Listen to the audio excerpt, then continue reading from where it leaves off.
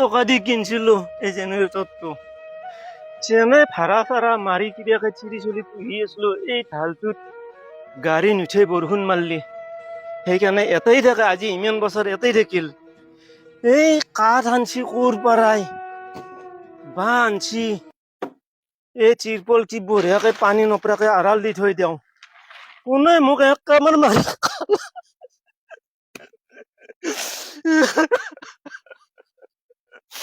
এতিয়া মই কেনেকে চিৰি চলি পুহো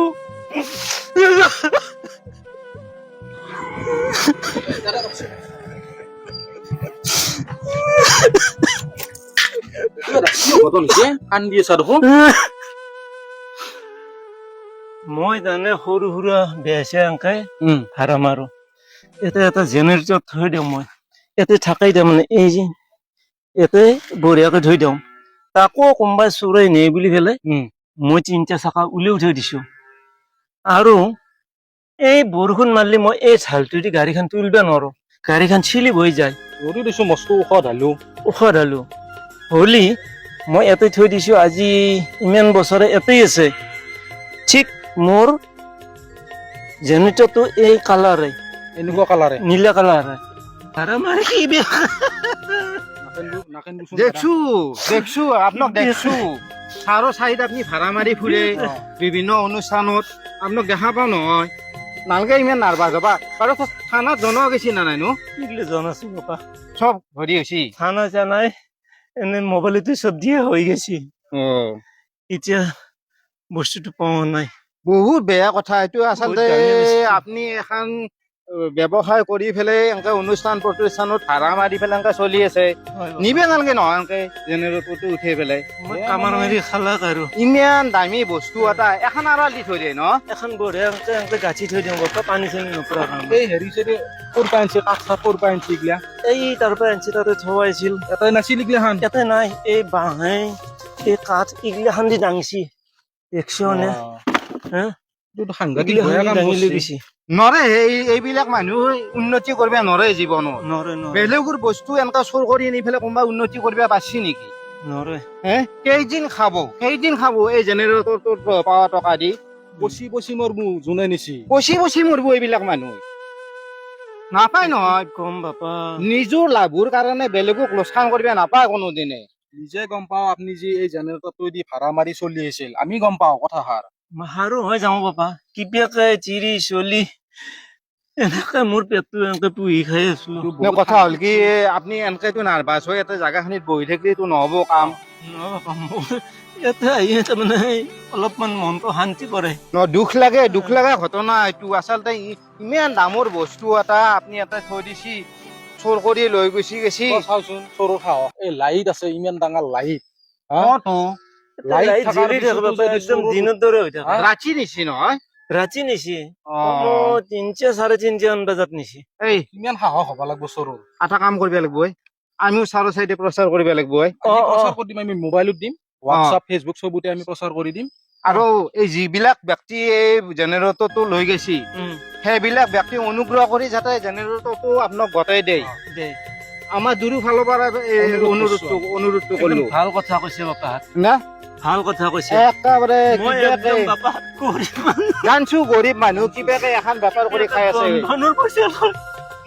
এনেকে খাইছিলো বাপা চলি কেইটা এনেকে পুহি আছিলো চোৰত থাকি আকৌ কৰি খাব নোৱাৰি গৰু ছাগাল চিলিণ্ডাৰ এইবাৰ শুনলো কি জেনেৰেটৰ ই ৰিক্সা পৰ্যন্ত চোৰ কৰি লৈ গুচি যায় মানুহ কাম কৰি খাব লাগে কষ্ট কৰিব লাগে একে দিনে ধনী হোৱাৰ চিন্তা কৰে মানুহগিলাখনে ইমান মানুহৰ প্ৰতি দয়া মমতা নহয় গেছি চাচোন আৰা হ'ব ঘৰত গেলি হ'ল এতিয়া আমি যাওঁ আমি চাৰো হয় প্ৰচাৰ কৰিম নালগে বেয়া দেখি নহয় এনেকে কান্দি থাকিবা নাংগে ঘৰত গেলি হ'ল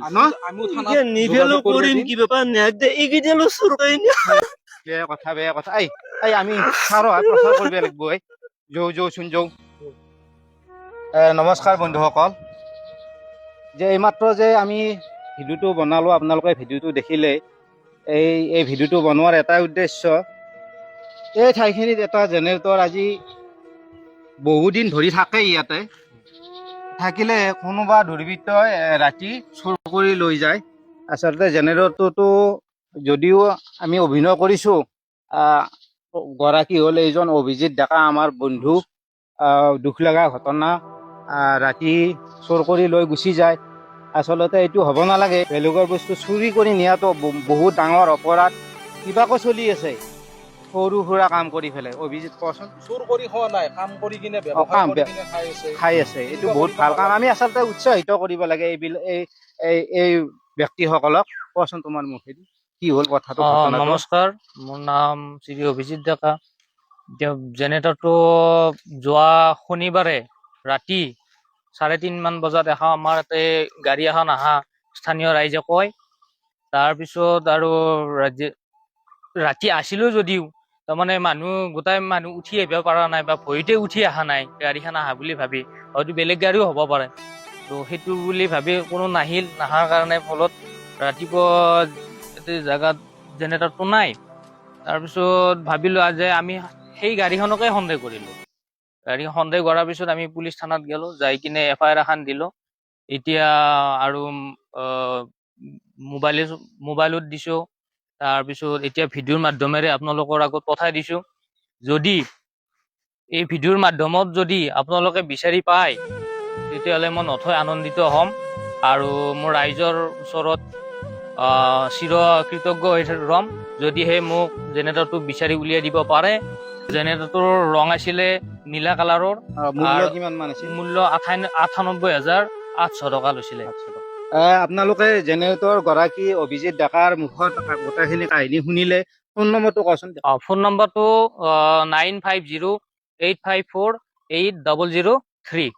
ঠিক আছে। কোনো ব্যক্তিয়ে যদি এই জেনেৰেটৰটো সম্ভেদ পায়, এই উক্ত নম্বৰটো, যিটো নম্বৰ ক'লে অভিজিত ডেকাই, সেই নম্বৰটোৰ লগত যোগাযোগ কৰিব। নিশ্চয় আপোনালোকে এই ক্ষেত্ৰত সহায় কৰিব বুলি আমাৰ তৰফৰ পৰাও অনুৰোধ থাকিল। সুন্দৰ ল'ৰা, এনেকৈ বেপাৰ এখন কৰি চলি আছে। নিশ্চয় আপোনালোকে সহানুভূতি কৰিব বুলি আপোনালোকক আমাৰ পেজটোৰ তৰফৰ পৰাও অনুৰোধ জনালো। আজিৰ ভিডিঅ'টোৰ উদ্দেশ্য এইখিনিয়ে।